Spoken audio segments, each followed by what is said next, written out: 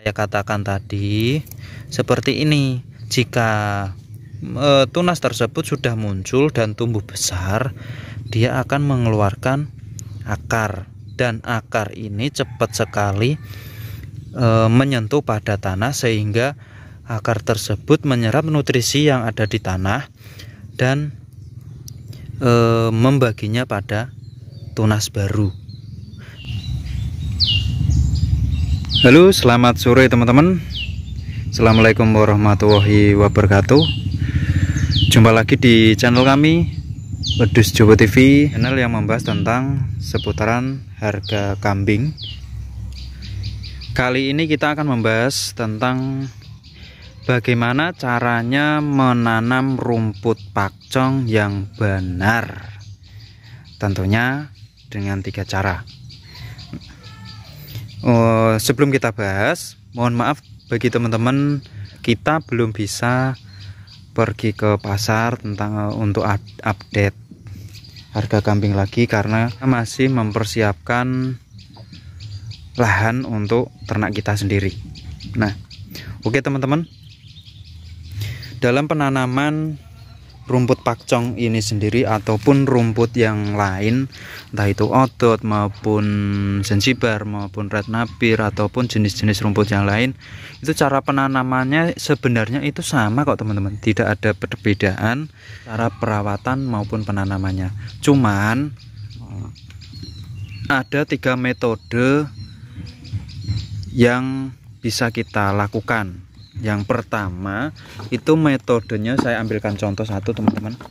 Ini stek ya, ini stek, entah itu yang teman-teman miliki odot maupun yang lain sama saja. Kita ambil ini stek rumput pakcong. Itu ada 3 metode teman-teman. Yang pertama itu kita tanam secara tegak lurus. Nah, seperti ini tegak lurus. Terus metode yang kedua, miring teman-teman. Kita tancapkan miring dari tanah itu 5 sampai 45 derajat tingkat kemiringannya. Contohnya seperti ini. Ya, tinggal kita tancapkan teman-teman. Ya, kelihatannya teman-teman. Ini steknya, terus kita tancapkan itu. Nah, seperti ini. Dari jarak tanah tunas yang kedua ini sekitaran 5 derajat teman-teman ya, 5 derajat. Semakin seperti ini, hampir menempel pada tanah, jika tumbuh nanti itu malahan lebih bagus. Kok bisa lebih bagus? Karena tunas tersebut waktu tumbuh akarnya akan lebih cepat menyentuh tanah. Terus metode yang ketiga apa? Seperti apa teman-teman metode yang ketiga?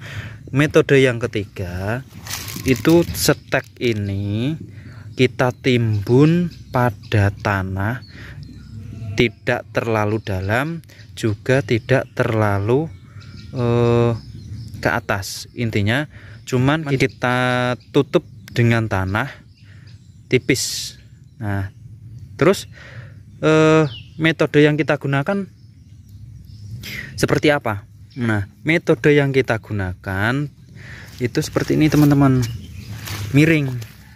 Nah, seperti ini, semuanya seperti ini, miring. Tidak kita tancapkan secara tegak lurus, namun kita tanam dengan kemiringan 5 sampai 45 derajat dari permukaan tanah.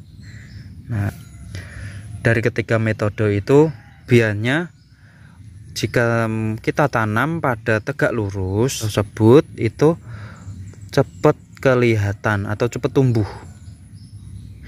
Namun kelemahannya itu tunas yang tumbuh yang di atas tanah seperti ini.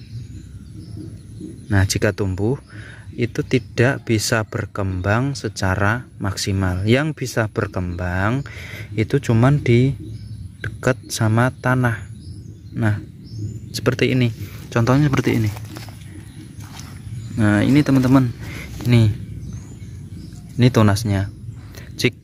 Kalau kita tancapkan secara tegak lurus, yang bisa berkembang secara maksimal itu cuman yang menempel pada tanah. Sedangkan yang di atas tanah itu prosesnya akan lebih lama, sehingga mempengaruhi produktivitas rumput tersebut. Nah, itu kelemahan dan kekurangan, kelemahan dan kelebihan dari penanaman secara tegak lurus. Nah, dari metode yang kedua seperti ini, kita tanam kemiringan 5-45 derajat. Itu kelebihannya, jika tunas ini sudah tumbuh, nah ya, jika tunas tersebut sudah tumbuh seperti ini, nanti akar tersebut, tunas ini akan ada akarnya, cepat menempel pada tanah. Kelihatan ya teman-teman, akar rumput ini bakalan tunas tersebut jika sudah mempunyai akar, dia akan lebih cepat berkembang dan produksinya lebih banyak. Nah, contohnya seperti ini teman-teman, yang sudah tumbuh besar. Nah, ini teman-teman, saya perlihatkan metode kita yang kedua. Kita tancapkan kemiringan antara 25 sampai 45 derajat. Kelebihannya seperti ini. Kelihatan enggak teman-teman? Ini satu stek, ini baru umur kurang lebih 1 minggu, 10 hari lah, dari bukan tanam lah ya, tapi dari dia muncul tunas yang pertama. Nah, baru kelihatan mungkin ya seginilah teman-teman, dia sudah muncul, sudah mau tumbuh. Nah, umur 10 hari teman-teman, sudah ada anakannya ini. Nah, metode tadi yang saya katakan tadi seperti ini. Jika tunas tersebut sudah muncul dan tumbuh besar, dia akan mengeluarkan akar, dan akar ini cepat sekali menyentuh pada tanah, sehingga akar tersebut menyerap nutrisi yang ada di tanah dan membaginya pada tunas baru, sehingga dia akan lebih cepat besar dan gemuk. Nah, untuk kelemahannya sendiri, kalau kita tanam jarak yang terlalu rapat, rumput tersebut akan cepat sekali menjadi satu, sehingga perlu kita kurangi bakalan tunas yang sudah menempel antara jarak yang pertama seperti ini dengan jarak yang kedua. Idealnya jarak yang kita gunakan itu 70 kali 70.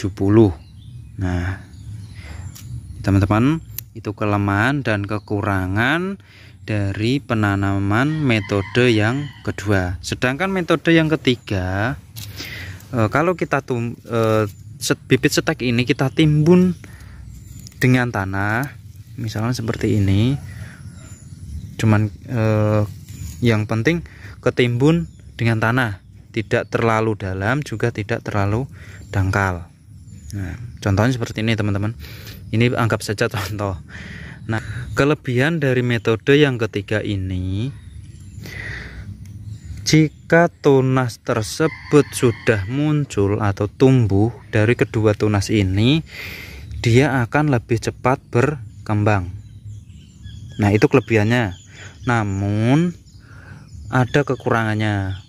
kalau tempatnya itu terlalu becek atau selalu tergenang dengan air, itu biasanya bibit tersebut akan menjadi busuk. Nah, itu teman-teman cara penanaman dengan metode yang ketiga, metode ditimbun seperti ini. Nah, monggo teman-teman bisa menggunakan metode yang pertama ataupun metode yang ketiga, terserah teman-teman. Kalau kita dari Wedhus Jawa TV sendiri itu biasanya menggunakan metode yang kedua dengan kemiringan sekitar 25 sampai 45 derajat. Nah, tuh seperti ini. Tuh seperti ini. Nah, kelihatan ya.